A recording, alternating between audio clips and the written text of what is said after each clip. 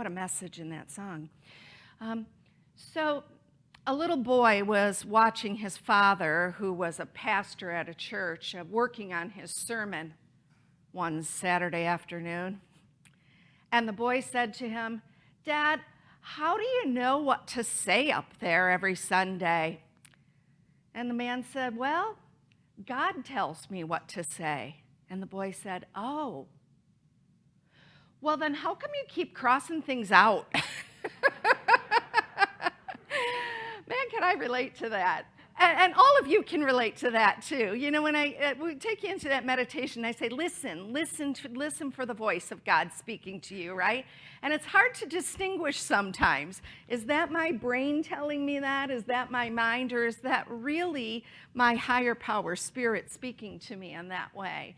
And it's hard to distinguish sometimes. But we know that nothing is hard for God, but a little boy in a Sunday school class didn't know that. He was writing a letter to God that was part of the weekly practice in this particular Sunday school. And he wrote, "Dear God, it must be very hard to love everyone all the time.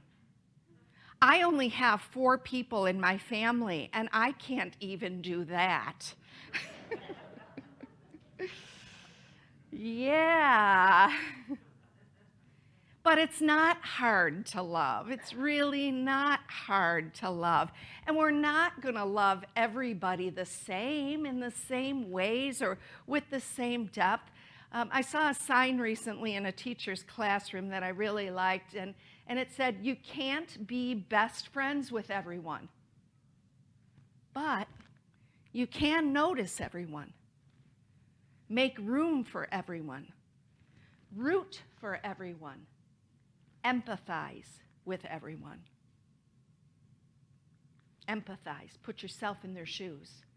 See if you can feel what it would feel like to be them.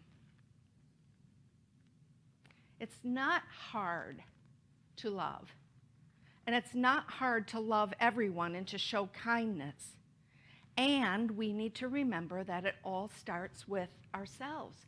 And we have a really tough time with that, don't we?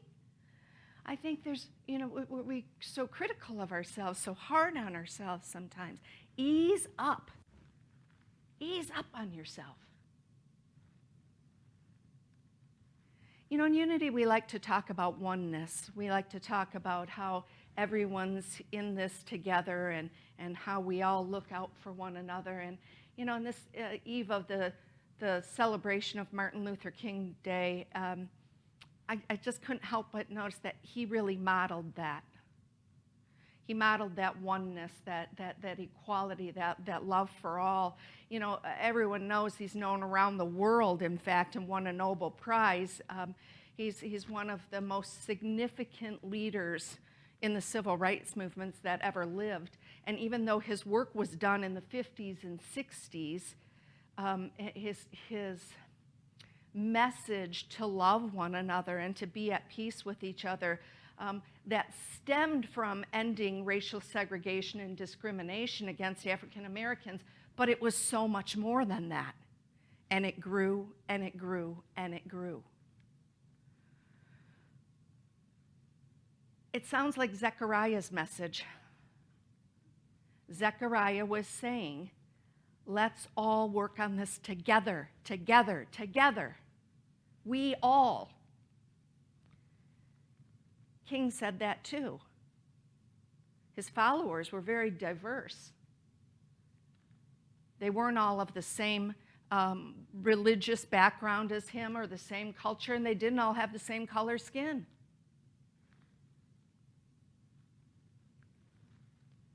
But he had a message. He had a passion, and he wanted to share it with others. And people listened. But did they hear?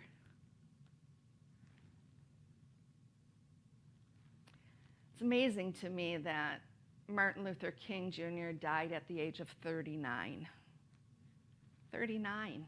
That's a young man. And to have done all that he'd done in that very short time is pretty amazing. I think that's why we have national holiday to honor him. Do you know that he's only one of 3 Americans that have a national holiday to honor their birthday? And the other 2 are presidents. So why do we honor him? Well, let's be honest with ourselves. He had a dream and he stood for something. So do we. We have a dream. We probably have a lot of them. We have desires. We have things that we're very passionate about. And we probably share his dream of peace. Peace on earth and love for one another. Harmony. Who doesn't want that?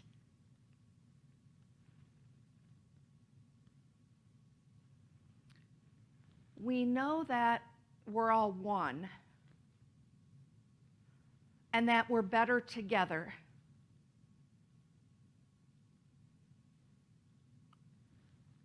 Better together. That's the title of my talk today.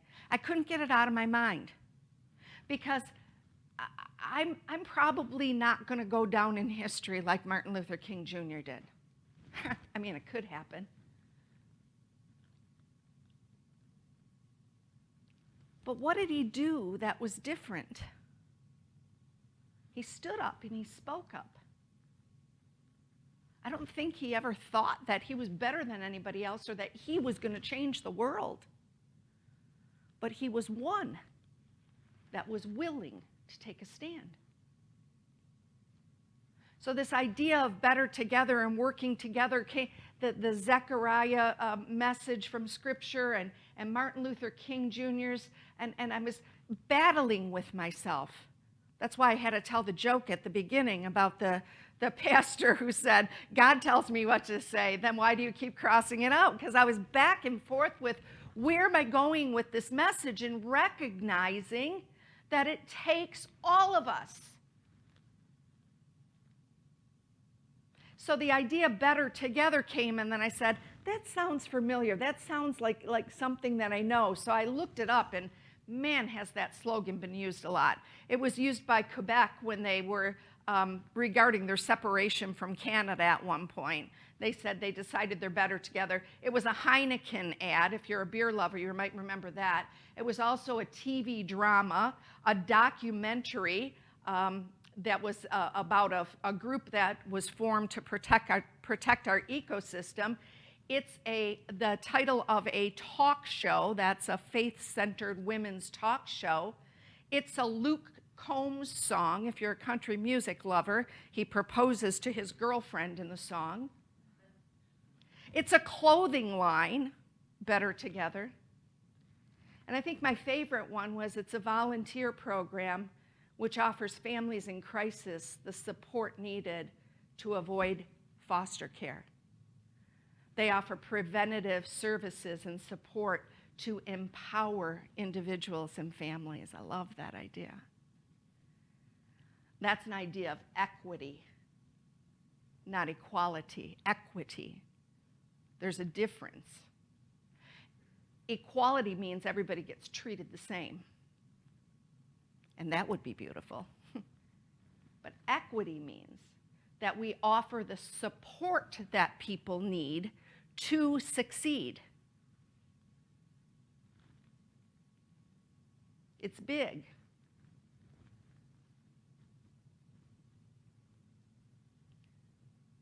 We all want peace, yeah? We all would love to live in a world where we know that we're loved, where it's easy to love one another, where there's no judgment. But what are we willing to do to achieve that? Martin Luther King Jr. isn't here to do it for us. We all need to do our part. We all need to listen to our inner guidance and be willing to step up, to speak up, without concern for what others might think. But what I witness happening in our world is everybody seems to wait for somebody else to do it. We're waiting for somebody to lead. If somebody else takes the lead and I like what they're doing, then I'll follow them. And it occurred to me that we very smart human beings might learn some lessons from birds about leadership, taking a stand. Geese fly in a V formation. Do you know why? Because when they fly that way, it helps them with the wind resistance so they can fly stronger, further, longer. But the goose at the front of the V, the leader, isn't the only leader. Because when the leader gets tired, the leader moves to the back of the V and the next one comes up. Each and every one of them takes a turn at leadership. One might be able to fly a very far distance before it tires and moves to the back, another a shorter distance. But each and every one takes a lead. Ducks. You know, we talk about getting your ducks in a row. I need to have everything all set up. But that's not what ducks really do. If you ever watch a mother duckling with her babies, the mother duckling doesn't get them all lined up in order and then move. The mother duckling moves, and the others follow. The babies follow. She moves and trusts that the others will follow. And sometimes there's a straggler, doesn't realize what's going on or is busy doing what it's doing, and all of a sudden it sees mom and all the brothers and sisters taking off, and it hurries to catch up with them. If we all waited for somebody else to lead, we're all going to keep waiting. A great leader isn't born, a great leader is made. Created from passion. Last week, we kicked off our 60th anniversary and had these prosperity jars available. They're still out on the table. There's still time to pick one up. But as I was putting a monetary donation in this jar every day and reading the affirmations that we're all reading, this one struck me. God blesses Unity of Livonia with loving and wise leadership.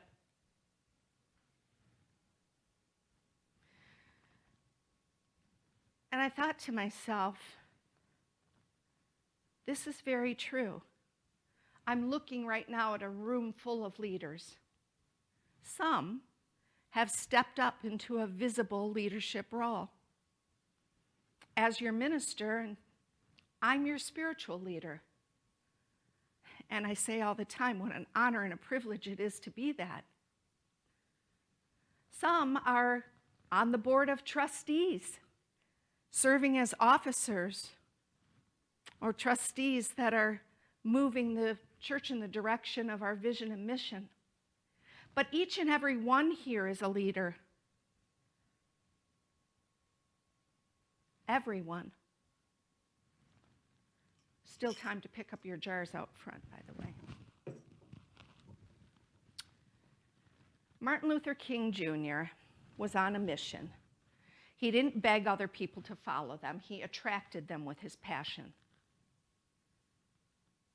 Charles and Myrtle Fillmore, co-founders of Unity, didn't beg people to follow them.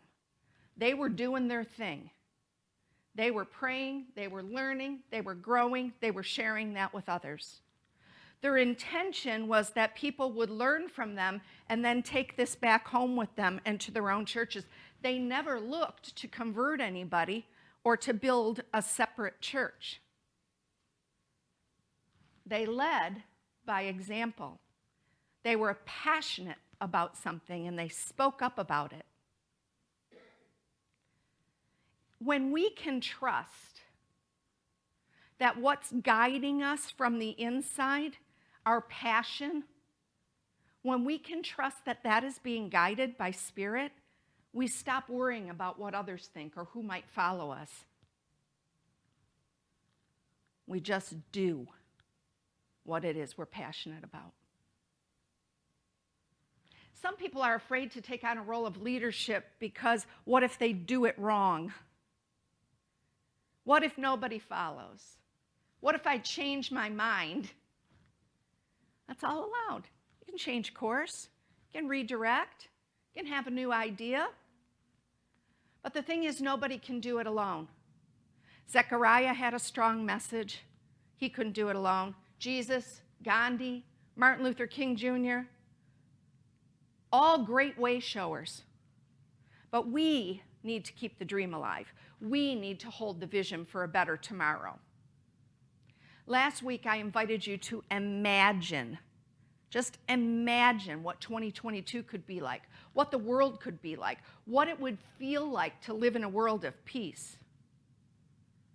Today, I invite you to find your place in that, to recognize that we need one another, to acknowledge that we're better together.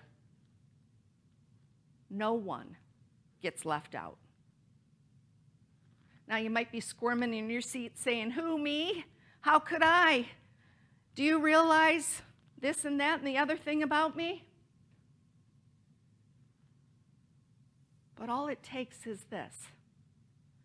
Open your heart to receive and to give more love.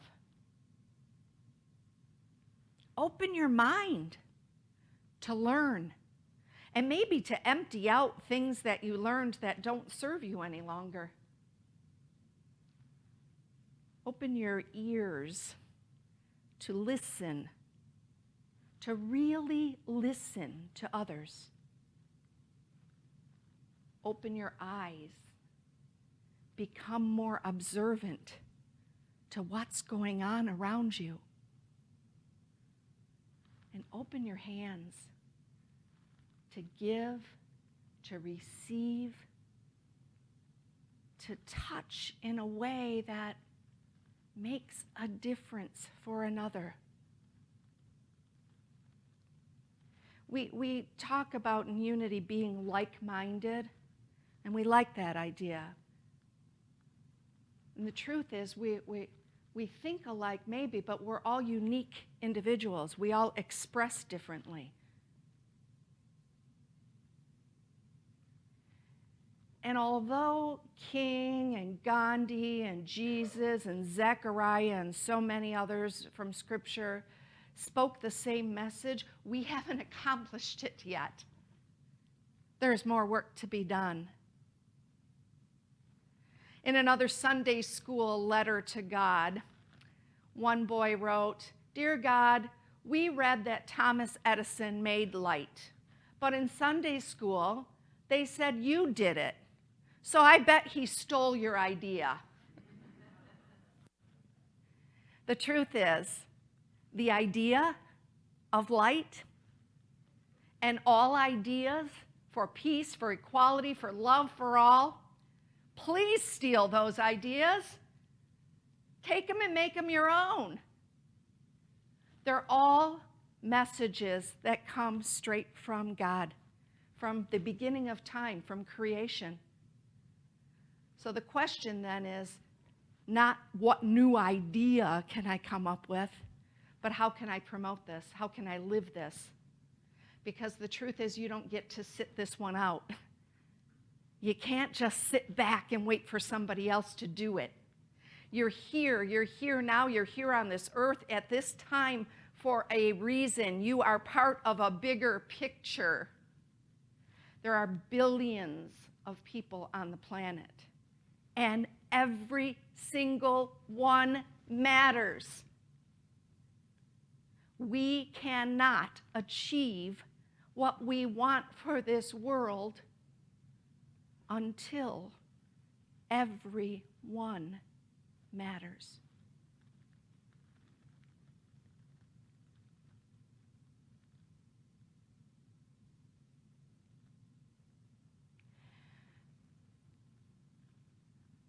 A lot of people followed Martin Luther King Jr. They liked his message. They felt empowered by it. He said in his autobiography that he wasn't afraid to openly question everything that he'd been taught, even when it got him in trouble. He listened to his inner guidance. He stood up. He spoke up. He took the lead, even when it was unpopular. And unpopular it was with his family. He grew up in a very strict Baptist family. It was expected that he would take over as pastor of Ebenezer Baptist Church in Atlanta, where his father was the leader. But after graduating from Morehouse College, Martin went away to college and to seminary in Pennsylvania. There he studied at a very liberal college. He started exploring what it would be like to not be Baptist. Imagine that. Crozier Seminary was where he was, and he felt a new sense of freedom. He wasn't in the deep South anymore. And while he was at college there and just kind of exploring what his life might be like, and thinking that maybe going back to the Baptist church in Atlanta wasn't his path, he met a young woman. She wasn't a student there, but her mother worked there, and so she visited her mother often, and they got to talking. And they liked each other, and they became friends. And when Martin went home that summer, he told his family about this woman, Betty, that he had met, and they said, no. Your path is here. This is what you're going to do.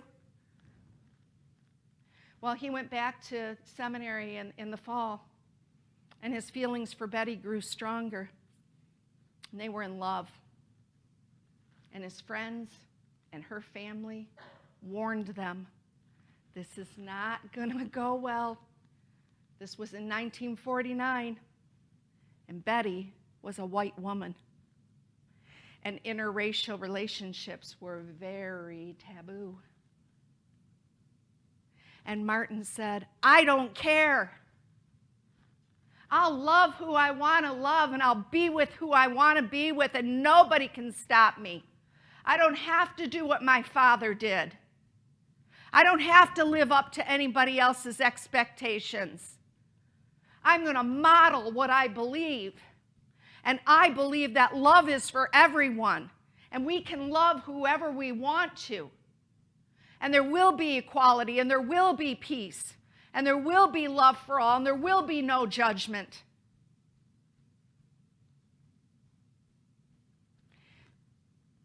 He was going to use his life as an example of what the world could be.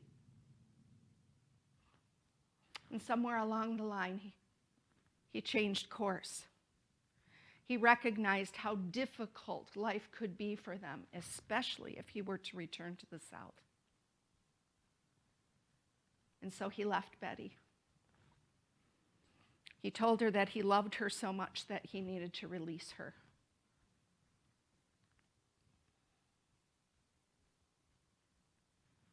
There was bigger work to do. And he did go back to the Baptist church. And he did love whoever he wanted to love. And he did it in a big way. Peace, love, harmony, equality, equity. The big work hasn't changed.